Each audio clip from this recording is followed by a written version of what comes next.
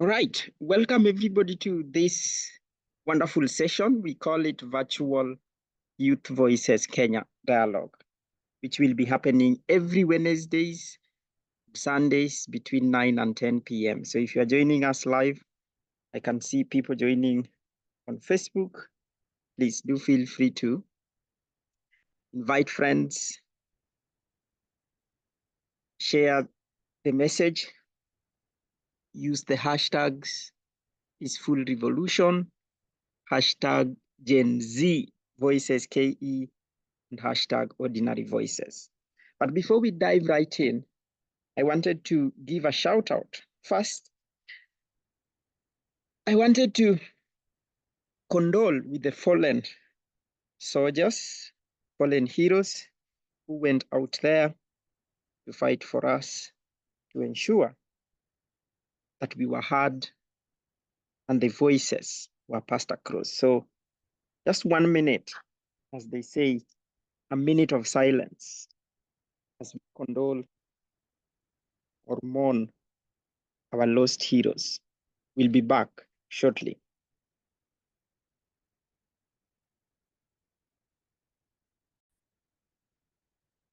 Right. Well done. So let us get to the second one.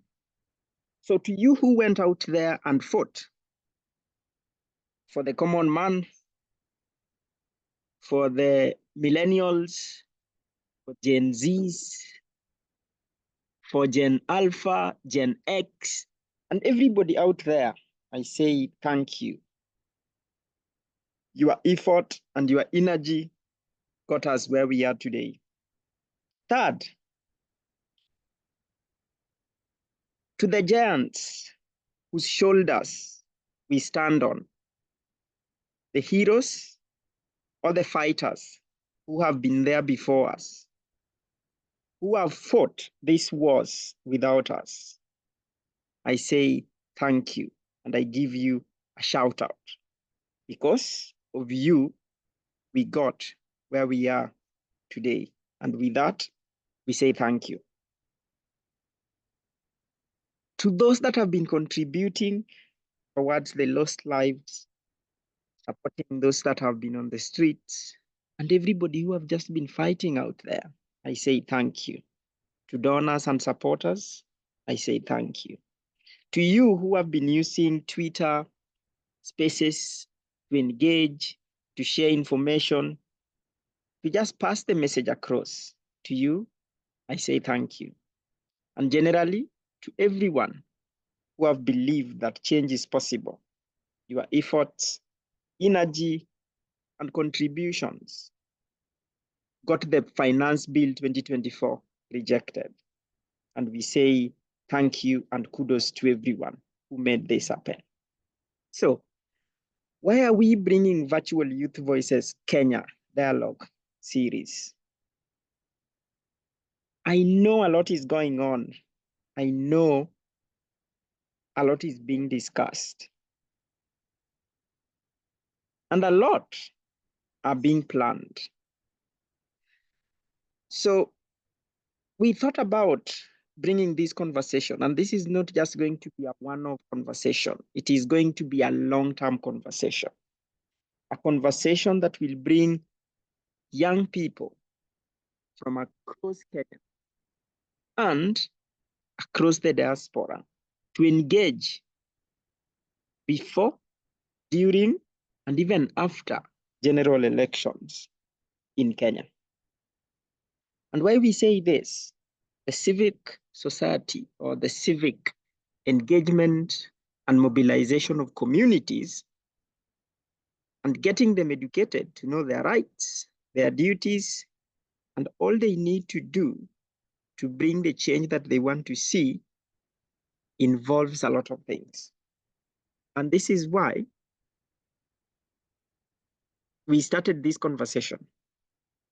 And we want you out there to lead it.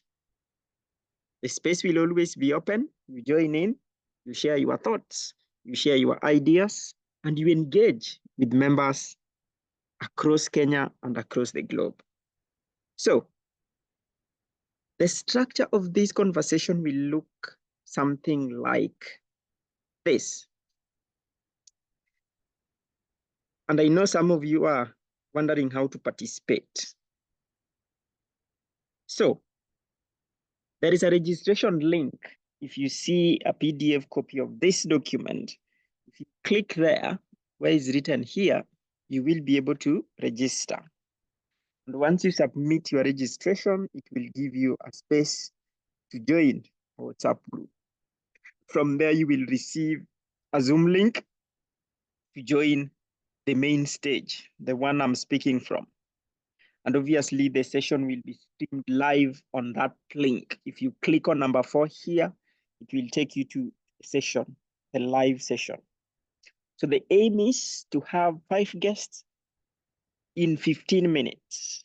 And 3 each time, we will have these 5 guests share for 3 minutes the major problem they are facing in their community, a solution to the problem, and what young people can do to solve the problem, and the help they need from the government to solve the problem. After every 15 minutes, 5 guests will be placed in the waiting room, or they can stay in the main stage, and the next 5 guests will be invited to the main stage, will also share their thoughts. At the end of the session, the moderator will summarize the issues and possible solutions and close the session, and probably set the pace for the next session. Hashtags for the conversation throughout the years to come will be peaceful revolution, hashtag Gen Z voices KE, and hashtag ordinary voices. So that is it for you out there asking how to be involved and how to engage. Now, what are the rules of engagement? A lot of conversations are going on out there. Some of them, you know what I mean. But here, we want to keep it issue-based. We don't want to speak the whole day. We want to only spend 1 hour, that is 2 hours a week, just sharing thoughts, ideas with possible solutions. And then be authentic. Just be who you are. Don't manipulate things. Just say them as they are, or as you feel right. And then think of offering solutions to problems and not being part of the problem. Obviously, we are all part of the problem, if you see what I mean. But how can we offer solutions to these problems? Keep it respectful. Keep it factual and no propaganda. Keep the space safe for all to freely share their thoughts and views. Always end your remarks with a call to action. That is, what are you going to do as an individual to address the issues you have raised? Now, let us have a quick look, maybe speaking behind the scene or back here. Somebody might be wondering or asking, hey, can you take us through how this might look like by you addressing this thing you are talking about in, say, 3 minutes or 4 minutes or 5 minutes? Because I'm on here today and I will call myself as the only guest. I know members are joining, but I will spend a bit of digesting some of the ideas I have in relation to what have been going on in the past few weeks that got us to reject the Finance Bill 2024. So, issues in my community or where I live. One, most young people out there, having spoken to them, are not registered as voters. Second, during campaigns, for those who are registered, Their interest has always been the handouts being given to them by politicians or these people vying for political positions. And then number three, most people are so keen on free things. For example, you hear an MP, an MCA, or a governor crying that people are going into their homes, asking for handouts, asking for food, day in and day out. So these people have to steal to keep their constituents or their leaders or the people they serve happy. Now, what are the possible solutions? As a millennial or as a Gen Z or as anyone out there, register as a voter. And when an election comes, just go and vote. And if there is no right candidate on the ballot, nominate one or be one. Number two, refuse to take the handouts from politicians and instead fundraise for your preferred candidate. Because as long as you get these handouts from these politicians, when they get into power, they will be recouping their money. So you want to be sure that you raise the money, you raise resources, and you put them to power, such that when they mess, you are able to kick them out. Number three, as much as we fight, as much as we do all that is needed to bring the change that we want, we have to go out there and put in the work. I hear some of us speak about, oh, we want good jobs, we want jobs that are well paying. Well, to get jobs that are well paying, you need the experiences and skills that will help you deliver results.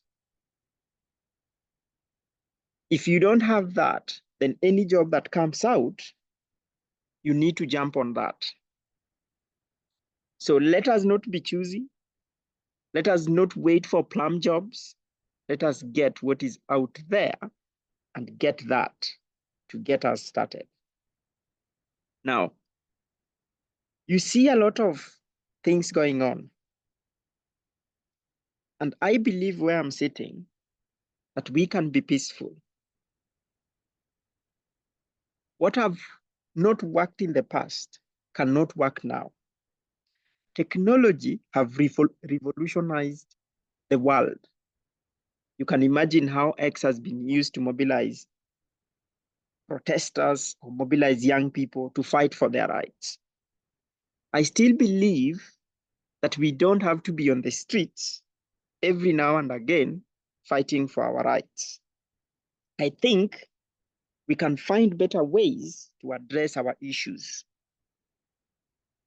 We got the first step done and the bill was rejected.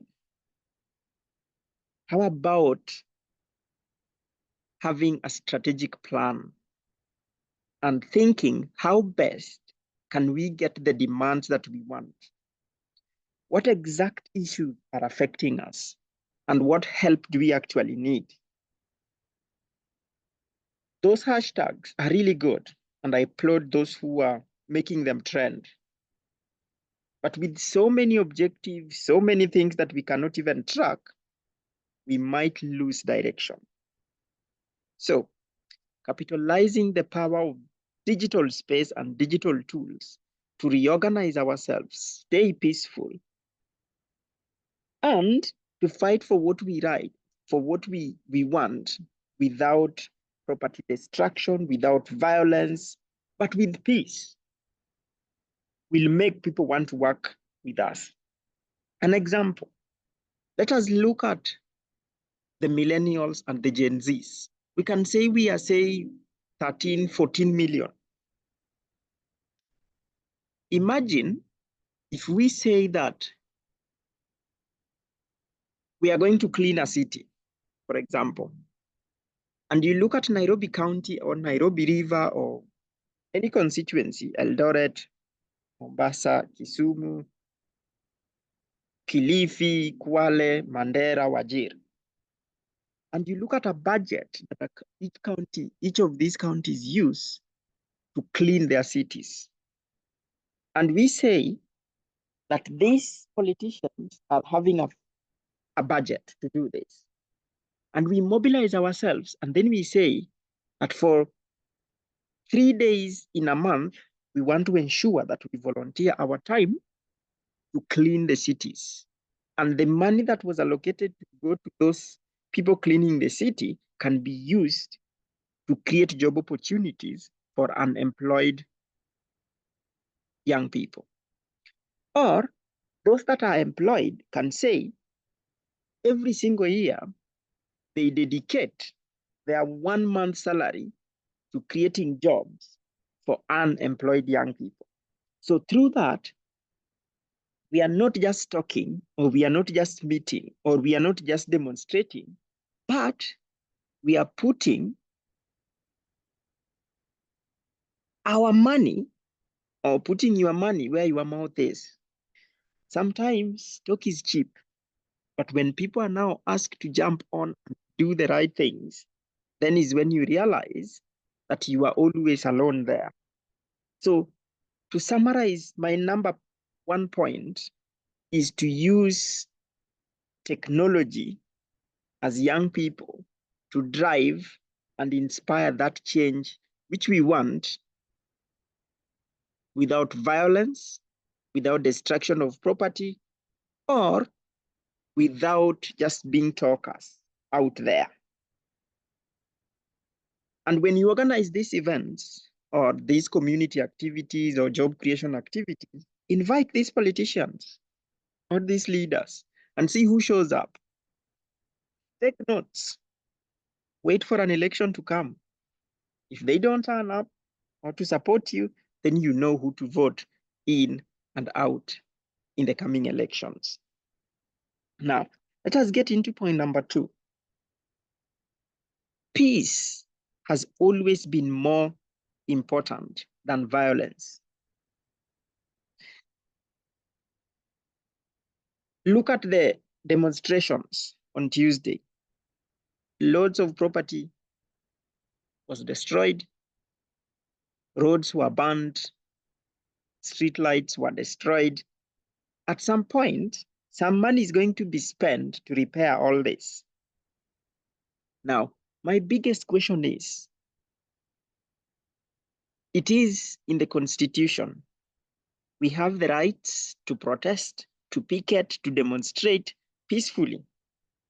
But when we go and occupy a city where the citizens are doing their business and all these people are just trying to hustle to meet their needs, who are we targeting?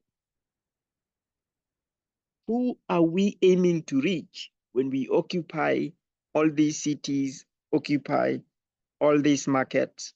It is the common man that is out there trying to sell their products that is going to suffer. Some of these people are not these leaders. So how about being peaceful and having a targeted approach? Are we targeting the government offices? Are we targeting individuals that we want to engage in addressing our issues? Who are we targeting? Are we just going out there to make noise, or what exactly are we going to achieve by being on the streets? Probably looking at that and restructuring the peaceful approach. Like you hear the goons hijacked the demonstration, they were stealing, they're doing all sorts of things. How can we then re-strategize and bring these issues that we have or we want addressed peacefully? An example again will be, how can we come up with solutions and mobilize our own resources to implement these solutions and invite these leaders and see who refuses? Finally, what is our end in mind? Even the government, even you are hearing even the opposition, now you are hearing elections in the US and everywhere. There is a leader for every single group. And there is always a dialogue in every situation. When you welcome dialogue, other people listen, you share out your views, and you come up with possible solutions to your issues. And as you know, 54 million or 52 million cannot all have a seat at the table. We can only have a few individuals to represent the voices of these people. But who are they? We have an end in mind of who these people are more likely to be. Maybe time to start thinking. We don't have to have 2 people, 3 people, 4 people, but we need to have somebody we can listen to, somebody who have our interest at heart. I heard the president was keen to come on X and address issues and talk to people and hear about their thoughts. What structure do we want? As things stand, everybody can show up, everybody can talk, everybody can air out issues, everybody can bring out propaganda. But what are we doing as a people to nurture our leaders who will bring values like integrity, accountability, transparency, and all these empathetical issues that we are speaking about? Because all we don't want is to get from a frying pan into fire. Because you realize even the society, even ourselves, we tolerate corruption, we want to go through backdoor to get things, we do all sorts of things. So meaning when we get into these things, or when we are trusted with this power we are speaking about, it won't be different. So as much as we want to fight, we want to do all the things we are doing, which are really good, and they are enshrined in the Constitution, what is the end in mind? What are we aiming to achieve? Having a weekly agenda, having a monthly target, having a quarterly target, and following that through, not just going out there. It is easy to be in a crowd, very easy. Who will step up and own this movement? As long as we don't have that, then it may or may just be there as noise. But due to the first win that we had, the bill was rejected. Now we are soldiering on. We need to restructure the process and see what will get us the most results. And the most results is change that we all want to see, and not a corrupt government and non-accountable government. We need a transparent, a government of integrity, a government that cares about their people and listens to them. Now, the end in mind, where do we want to go? Now, as I conclude, this space will always be open. Anyone can be a moderator every Sunday and every Wednesday. Chime in, share your thoughts, connect with friends, form communities, and think how we can peacefully fight for our rights that will lead us to get to what we want, or bring the change that we all want to see. With that, I wish you good night, stay safe, and remember that together, through actions, we can bring the change we all want to see.